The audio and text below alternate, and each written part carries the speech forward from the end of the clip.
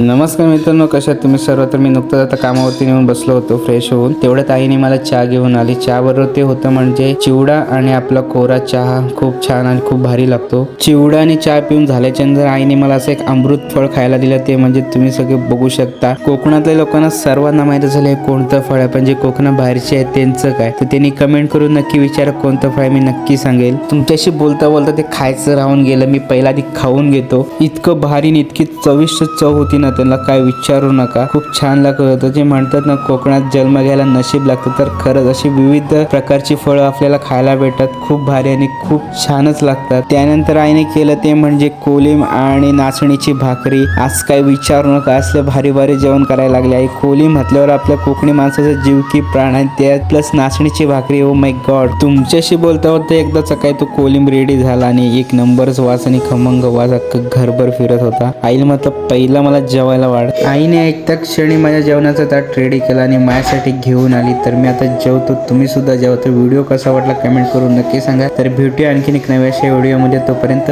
Bye bye.